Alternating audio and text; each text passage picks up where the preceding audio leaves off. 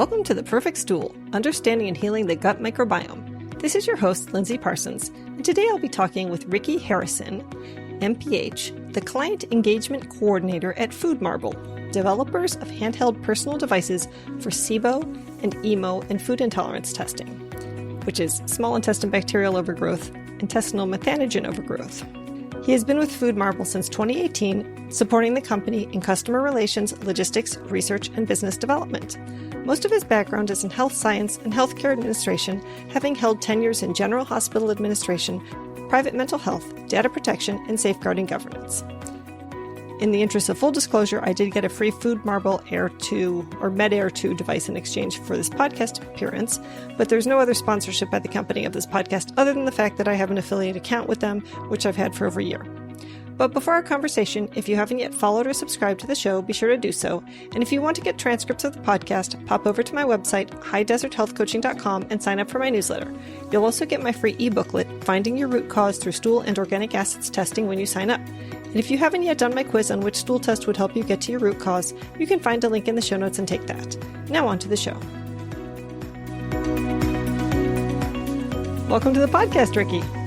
Hi, thanks so much for having me, Lindsay. Yeah, it's my pleasure. So can you tell us about how long the Food Marble's been around and what are the different things it measures? Absolutely.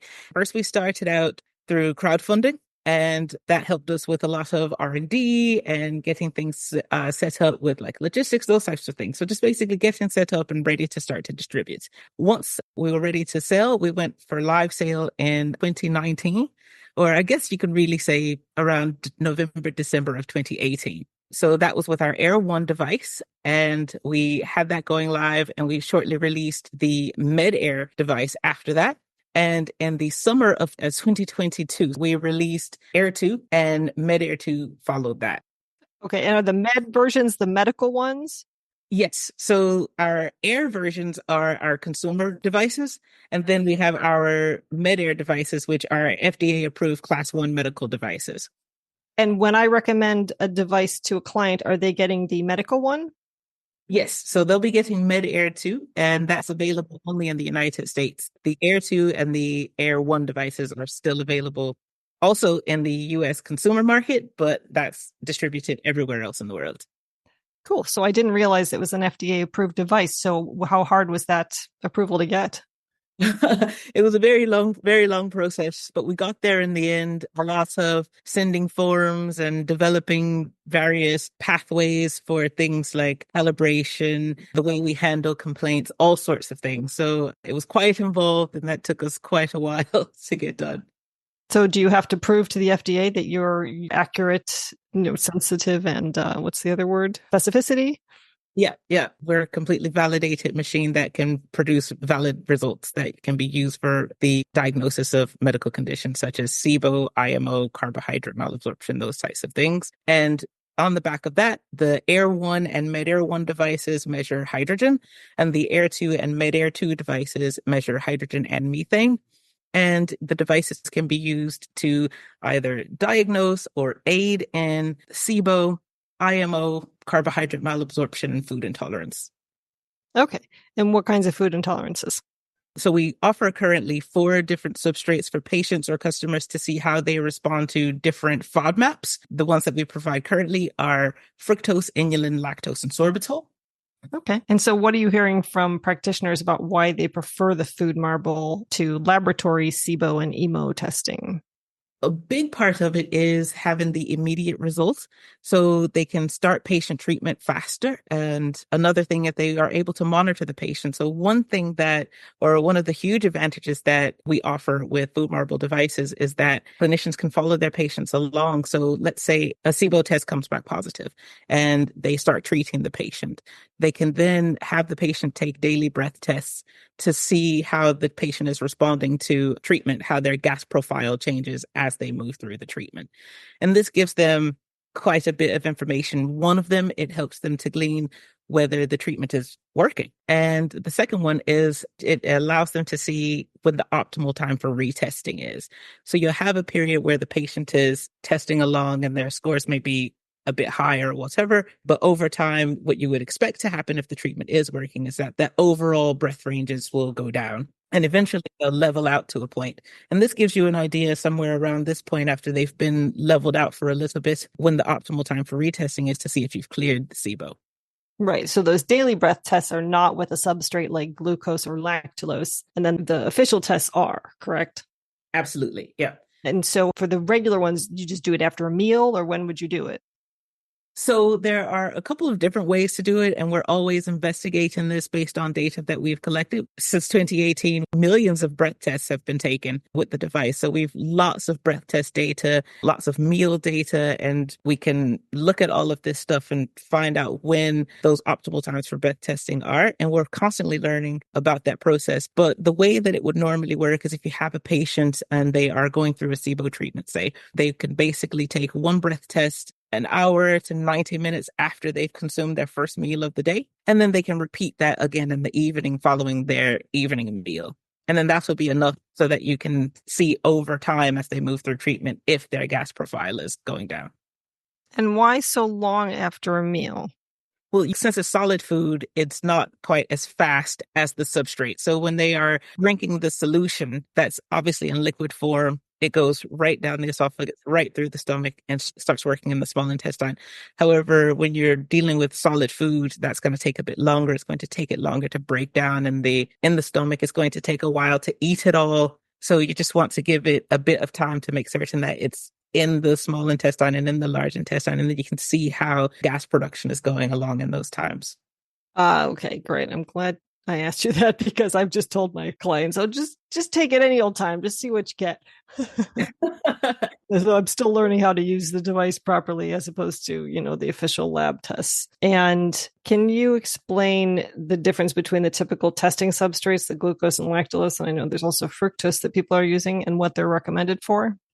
Oh, yeah, absolutely. So the standard substrates for SIBO would be glucose and lactulose. And for IMO, you're testing the small intestine and the large intestine. So lactulose is a good one for that one because it will stay in the system from start to finish. So basically for SIBO, you're looking for a rise in hydrogen of 20 parts per million within 90 minutes of the test. And that's above baseline. So if the baseline is 5, you're looking for a rise of 20 parts per million. So you'll be looking at a minimum of 25 parts per million by 90 minutes. And for IMO, you're looking for a rise of 10 parts per million at any time during the test. So this can be before 90 minutes, after 90 minutes, it doesn't matter. And again, that's based on the baseline. So if the baseline is 2, you're looking for 12 to at least reach 12. I believe I've been watching webinars where SIBO experts have been saying for IMO, if you've got a rise of 5 plus the symptoms, the bloating, the constipation, that's probably good enough.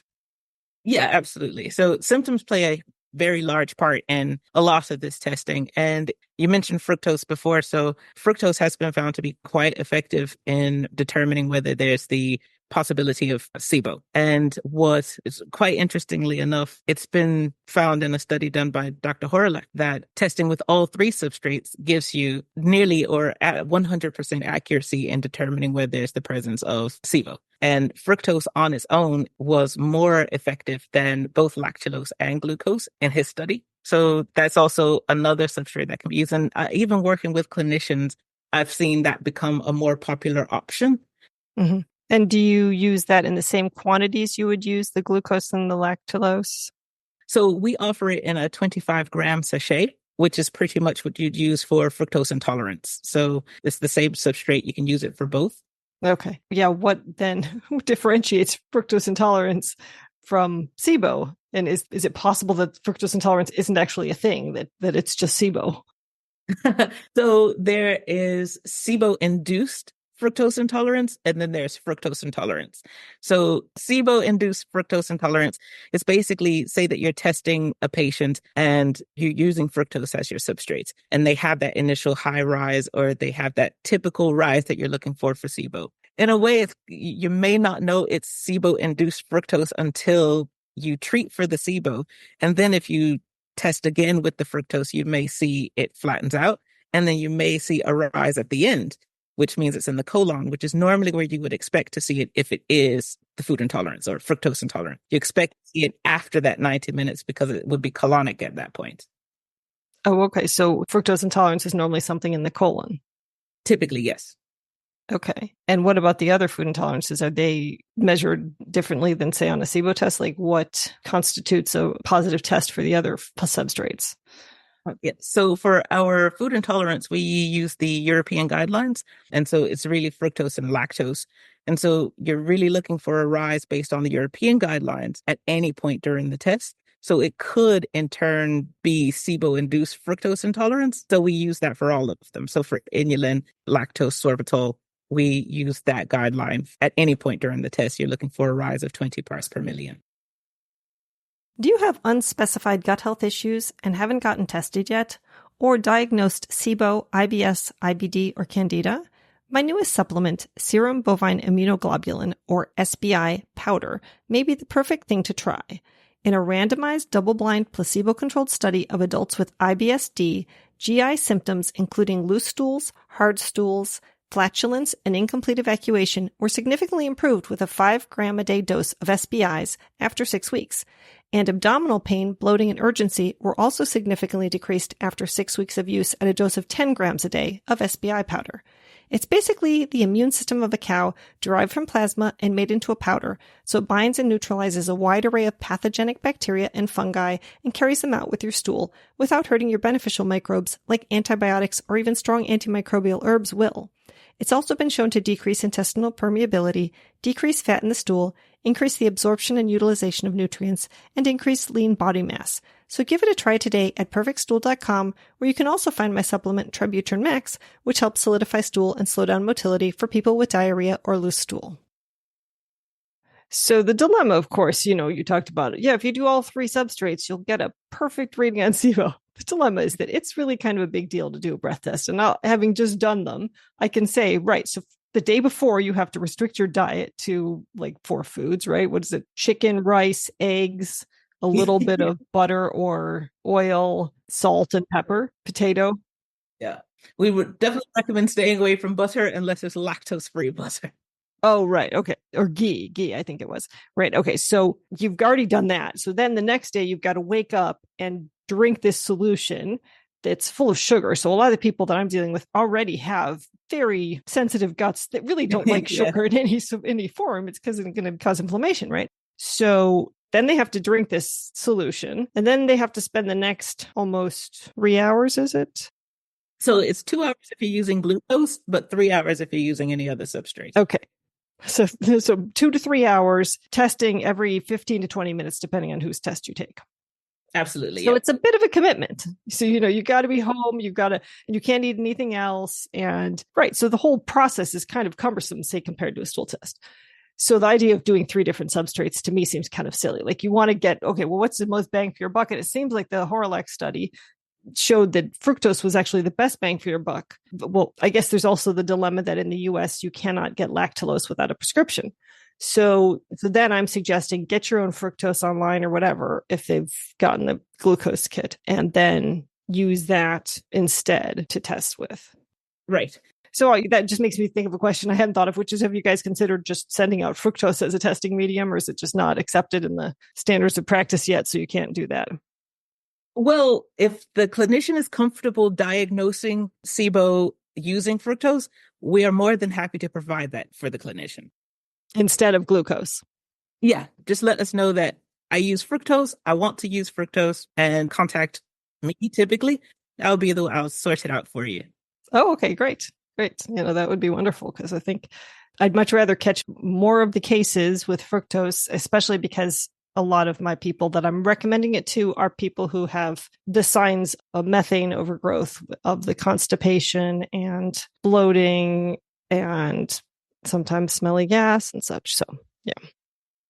Back to the point of Dr. Horlak's study is just the 3 will just get you the 100% accuracy. Now, fructose on its own will give you the highest of the 3. He found it was around 85.7%, I think it was. But you can even combine 2. So in one of his interviews that I did watch some time back, he said that he stopped using glucose altogether and was just doing lactulose and fructose. And I think that gives you somewhere in the 90s of accuracy. Right. Yeah. But again, in the US, it's, if you're not a doctor, you can't prescribe it. So you can't really get there. But okay. And then what was it? What was the percentage for glucose alone? Glucose on it. I think it was, I think it was 70 something. Okay. But so what was he testing it against? So he was saying, we know these people have SIBO. How did he know that? Because some other testing medium showed it, or because there was some other, an endoscopy with a. So one of the limitations that he did point out was that it was just the breath testing that was used. So it was a lactulose breath test on its own, a fructose breath test on its own, and a glucose fructose test. Okay. So the assumption was that if they took all 3 breath tests and one of them came back positive, they have SIBO. Now let's see how they did in each individual one, essentially. Essentially. Right. Okay. So I have recommended the food marble to some clients, and their biggest concern is accuracy. So I'm just curious if you have done a study of comparisons between the food marble results and standard breath testing. Absolutely. We've done several studies with research groups, some independent groups who've done studies with the device as well. We do a lot of in-house studies as well. And we've several abstracts and papers that are available. If you go to our website, foodmarble.com/GI/science, you'll be able to see all of our studies there on the website. So you'll be able to read them all. We have one abstract that we're waiting to be published. We presented it at ACG, and that one goes over the validation of the hydrogen and methane against benchtop machines such as Quintrons and Bedphones. Okay. So I actually did 2 tests at the same time. I did my test with the food marble, and I did one through Aerodiagnostics that I got my doctorate order for me. And although each reading was at the exact same time, because the food marble was every 15 minutes, but the other test was every 20, both came out negative for SIBO, and both showed that the only gas that went up much at all was hydrogen. So the highest point on the Aerodiagnostics for me was 16 parts per million at 80 minutes. And at 81 minutes, the food marble showed 7 parts per million. And so I think this might be different because of the way you instruct people to breathe out without taking a breath, which is kind of tricky, because otherwise you're just barely having enough breath to finish going out, because you're supposed to breathe out for 3 seconds and then put it in your mouth and then keep breathing out. Whereas the other breath test, I would breathe in, hold it a little, then I would just breathe out into the thing. So it would get the whole thing. So I'm kind of wondering why the breathe out for 3 seconds, then go onto the device. So you're not actually breathing out. So I have the device here. So it's not powered on or anything, but when it's on, all these lights will be lit up and blue all the way around. I would stop breathing and hold down this button. Mm-hmm. So I pause my breathing. I don't suck in or anything like that. I just pause my breathing. After you've conceivably taken a breath, right? Well, I'm just in my normal state. Yeah, but I mean, you're very conscious of whether you've taken a breath or not. So, I mean, that's the tricky part. You have to have enough breath to get 5 seconds worth of breath out. So you really have to have taken a breath. Well, maybe, I don't know. But what I do, I'll stop talking to you and then I'll just do it. And I'll show you, I don't take in a breath or anything. So I'm just now talking and I have plenty of breath left. Okay. I do know at the start, it does take quite a bit of practice. But you saw I went straight from talking to you to holding you're really breathing for 8 seconds. And what's the concern if you actually just breathe in first, if you aren't like taking a super deep breath, but you're just taking a normal breath? Oh, you'll be fine. The way that it works is basically as you're breathing through the device, you have that 5-second exhalation period. The actual sample is only collected at the end of that 5 seconds. So it's ensuring that it's getting alveolar breath. And so what we're trying to do by keeping people from taking in big breaths is that they are not contaminating it with ambient air. Yeah. So, okay, now I see the dilemma, because as I'm breathing out in the device, I was breathing out for 3, then putting it on my lips, continuing to breathe out for 5. Sometimes by the end, I barely had any breath left. So that might explain why I had lower results on my food marble than on my Aerodiagnostics. But most of them were pretty consistent. In fact, I was going to just share this screen and show you what the 2 tests looked like. Oh, perfect. Yeah. Yeah, so this is my results from the food marble, Med Air 2. I assume I've got the med version. And so you see my highest reading here. Baseline was 5 parts per million on hydrogen, nothing on methane. And then I went up only as high as 8. So even though I had some amount of bloating, even some nausea after drinking that glucose solution, it did not show that I had SIBO. Yeah. And then this was my Aerodiagnostics test. It was faxed or whatever, it's a scan of a fax, which medical systems are still in the dark ages. But anyway, this is the hydrogen column. This is the methane column. And you can see here on the chart that this is the methane down here. So I only had one at baseline and nothing else. But basically, my highest number was this 16. What was your baseline? Is it 11 or 12? It looks like they're two. I know, it does look like it. Oh, it's the combined. That's the combined line. 11 was my Okay. baseline for hydrogen.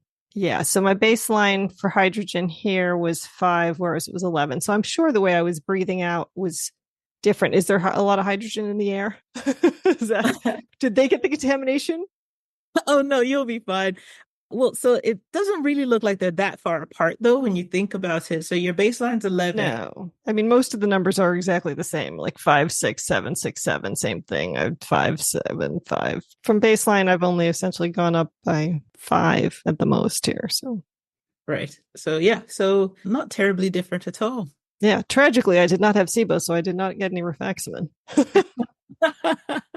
My original plan was actually to do the food marble test, determine if I had SIBO, and then if I didn't, wait until I got it, because it keeps coming back for me because I have autoimmune IBS. So anyway, I did not, unfortunately, come out positive this time. So I'm having to keep doing the herbal supplements and control it with diet and such, which is maybe it's a good testament to the fact that I'm actually controlling it better than I think it is. And I'm mostly just overeating. And that's why I'm bloating every time I go out to dinner.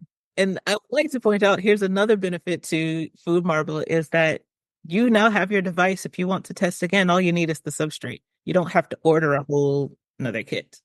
Oh, yeah. No, that's the no-brainer for me when I recommend it to clients is that if you do 2 tests, and people who have IMO, they're typically having to go through multiple rounds of herbal antimicrobials. It's very hard to eliminate. So if you can have some sense of, okay, I know it feels like this is taking forever, but some hope along the way, well, your numbers are actually going down over time. And here we have this device that can measure it versus I'm going to have to send you out. You're going to have to finish up your herbal antimicrobials. Then per the protocol, by request of the company, you're probably supposed to wait 2 weeks after that or a week or something. And then you're supposed to do the prep day, all that, send it in. Then 3 weeks later, you have the results and you're supposed to continue treatment. In the meantime, they've probably started recurring. So I definitely prefer a model in which they can keep testing. And that was one of the things that we really wanted to do because we know it's a huge barrier. We hosted a webinar not too long ago and we had 2 clinicians who work with us. And well, they both said that having the ability that the hurdle being removed of people being able to take a retest has been transformative for them. So that's really good. Yeah. And those practitioners, I remember I've watched one of those webinars, they're typically using it more or less. You finish treatment, the next day you do the prep diet, the next day you do the device, right? Yeah. So, I mean, they're doing it right after treatment. So you really know, okay, right after we finish, where do you stand? So then it's do we do another round of treatment or do we wait and see whether it recurs after some period of time or that kind of thing?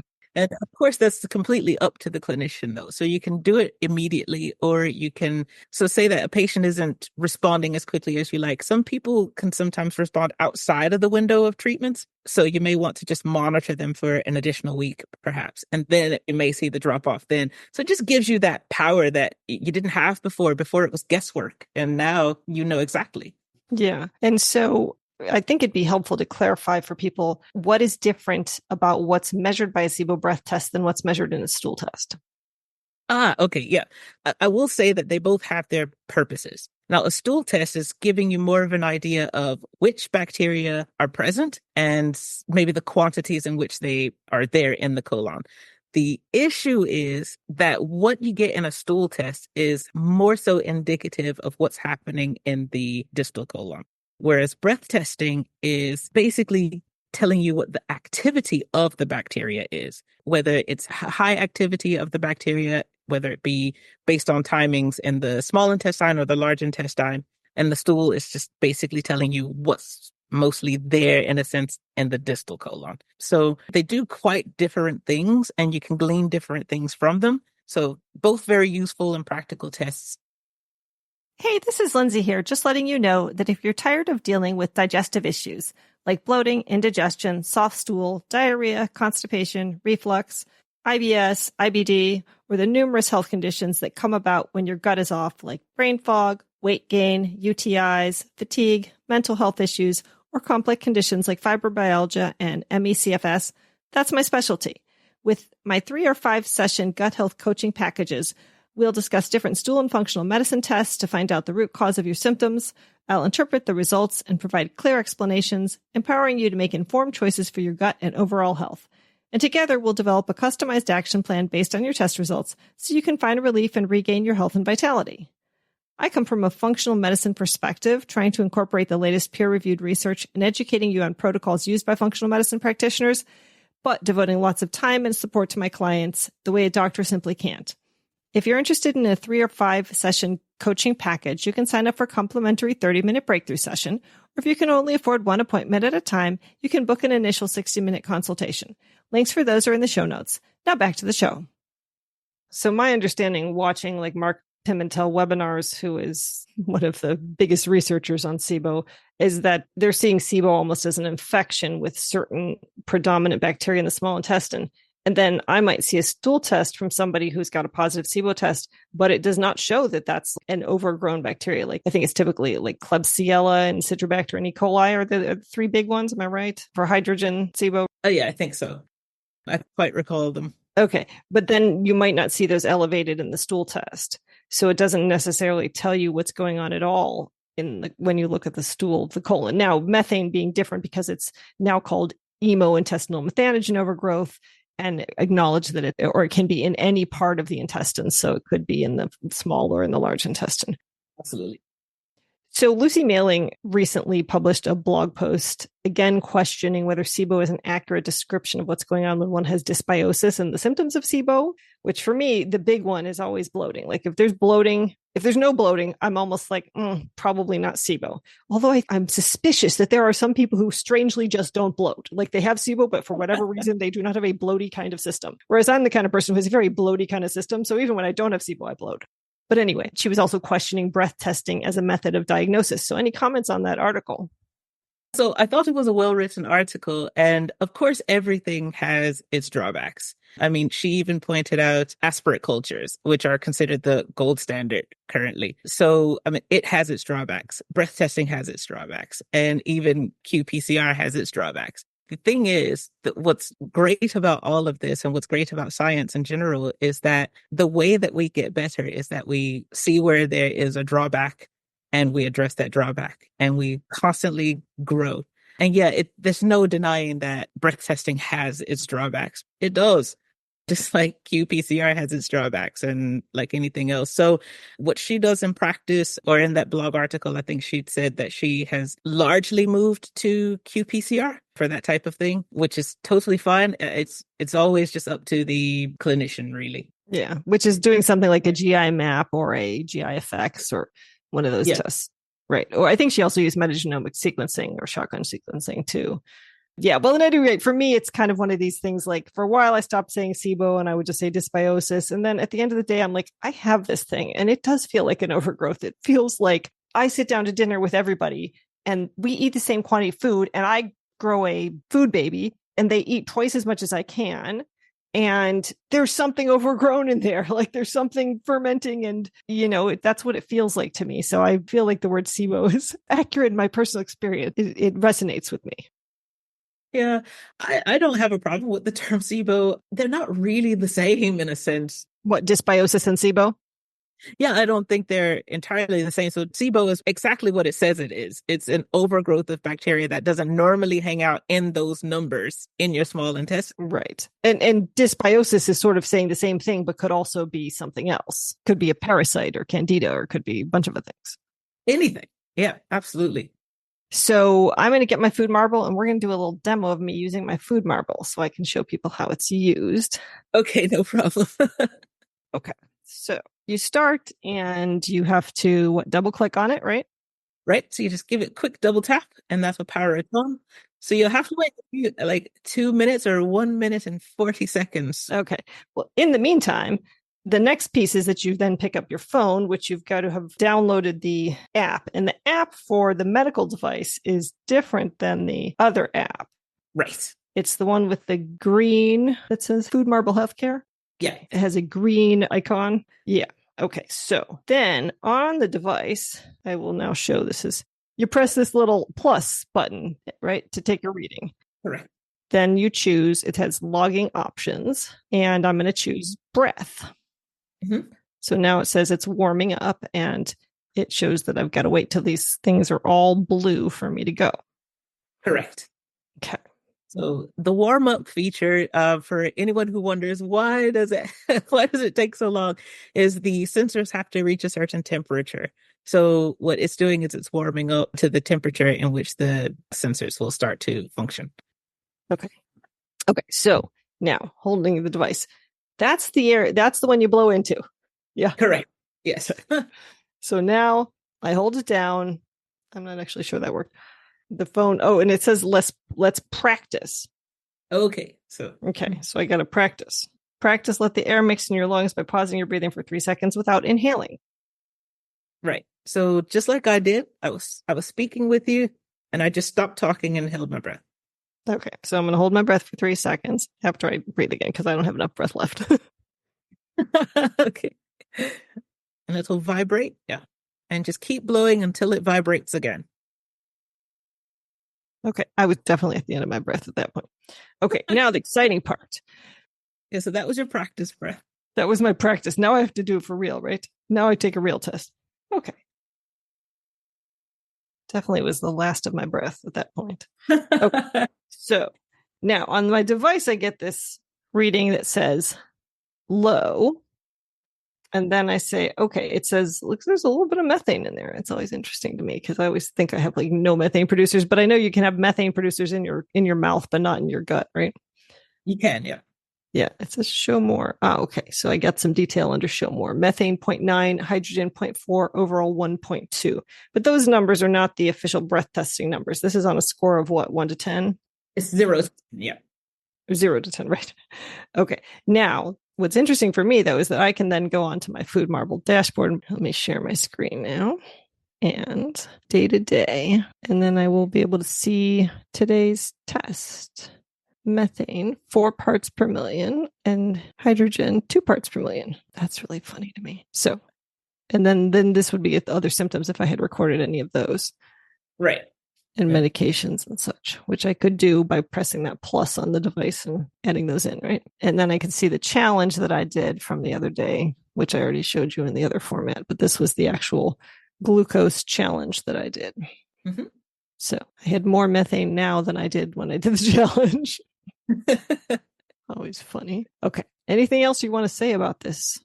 Well, one cool thing is, say that you had a positive test here. So you see this area under the curve? Mm-hmm. So what will be cool is, say that you had a positive result and then you had another test after treatment and it was still a positive result, but the area under the curve was lower. This would give you some sense that although both tests were positive, there was some improvement, and maybe you just need a little longer treatment or something like that. So that's pretty handy. You can also download the report. You can add it to the patient's EHR. Electronic health record. Yeah. And you can also download a PDF, and this will allow you to then play around and make graphs and charts or whatever you want and share those with the patients as well. Right. I can download this and give it to the patient. They won't see this. So if you click the download button there, you'll get that report that you showed before. Right. But will they get that too, or only if I give it to them? You have to send that to them. Okay. So in other words, there's a lot of advantages to going through me if they're my client, which would be that they're going to get the med-air device that does methane and not just hydrogen. So that's like the huge one. And then number 2, that they're going to get the chance to get a testing substrate. Correct. Or do you send out the glucose for people who just buy it on their own? So if you use glucose, when you add a patient, you'll have the opportunity to select what you want them to have for testing. So you can select the food intolerance kit, you can select the glucose as well, and then you can submit that. And so what happens after that is the patient then receives an email. They agree to the privacy policy, which gives their express consent for you to be able to view their data. And then after they've done that, they're taken to a payment screen, and then they'll be able to pay for it, and we ship it directly to the patient. Now, there are several different account types. You can extend discounts to your patients based on which type of account you have. Right. I think there is a discount in effect for my clients. So depending on what your account type is, you can get them a cool discount up to 20%. Right. And no, I was just asking though, in the direct to consumer model, are you getting the testing substrates? Are you getting glucose? in the US at least. Yeah, so you cannot get the glucose from the website. You have to be linked to a clinician in order to get glucose. Okay, got it. But they can get the food intolerance kit. Now, in the United States, the price is lower for the food intolerance kit than if they were to purchase it from the website. So they're getting quite a few advantages by going through the clinician. Okay. And so for the food intolerance tests, are you supposed to have a prep day as well, or can you just do those anytime? Yeah, so you should prep exactly the same as you do for the SIBO test. And the reason for that is so that it's the substrate that you're testing and not something else. So if you had eaten the night before, you don't know when you're taking your test the next day, you don't know if it's the cake or if it's the actual substrate. Right. Yeah, no, that was also the dilemma. I got the food intolerance test and I had every good intention of trying everything but the lactose, because I don't intend to torture myself by taking lactose, which I know I'm quite intolerant to. But I was going to do the others, but then I was like, I just had to do this whole prep day, whatever. I'm not terribly tempted to do this again. Although I have had clients say after the prep day, they're like, I haven't felt so well in ages, because they clearly had low FODMAPs food. Yeah. And whereas I'm less attentive to that on a regular basis. I mean, I think maybe naturally I've fallen into choosing the foods that feel better in my body. I don't purposefully follow a low FODMAP diet all the time. Yeah, and low FODMAP diet isn't something that you want to carry on for a prolonged period of time anyway. No. So the nice thing for me as a practitioner is that you can, in fact, see right away what the results are. As soon as you're taking the test, I can go on my screen and say, okay, you got it or you don't. And then I can let you know what I think should be the next step. So that's what I really like. And so how much is the device normally for retail? $249 is the retail price for the device in USD. That comes with the glucose. So the retail price is $249 for the device. Retail for the glucose is $19 USD, and that is for 2 sachets for the initial test and the retest. And the food intolerance kit is $49 USD, and that includes the fructose, inulin, lactose, and sorbitol. And that's without the discount through the practitioner. Correct. So and then depending on what your discount is, would be 15, 10, or 20% off of that, depending on the type of account you have. Okay. You don't know offhand what the type of account I have is? I think you're at 15. So your clinicians will get 15%. Oh, okay. So they get 15% off. Yeah. Okay, great. So they have 15% off of $249 plus the glucose. But if I want them to use fructose, they could just get fructose online for probably a lot less than $20 or something, and just use that. Buy a big bag of fructose and plan to keep using it for testing over and over again. Okay. And then you're saying if I want, I can sub this for fructose officially through you guys. Yeah. Got it. Okay, wonderful. Well, anything else that we haven't covered that we should have? I think that is pretty much everything. I would like to ask you, though, do mostly practitioners listen to your podcast, or is it just a wide range of people? I would guess that it's mostly people who have gut health issues. That's my experience anyway. I'm sure there are some practitioners who listen, but I wouldn't say that's my primary audience. Yeah, so that was my only question. Okay, great. I think we've covered everything. If you have any more questions for me, please let me know. No, I think I got it. So I'm glad to be able to demo it for people. And I did say in my intro that I got the free device in exchange for the podcast, but there's no other concrete sponsorship other than the fact that I have the affiliate account, which is something I've had for a good while now. So I did just want to share about it because honestly, I think that for me, it's a game changer because sending somebody out for a breath test often results in disaster. And one of the biggest disasters that it results in, and this has happened multiple times, of course, there is the Trio Smart test that tests for all 3 gases, including the hydrogen sulfide.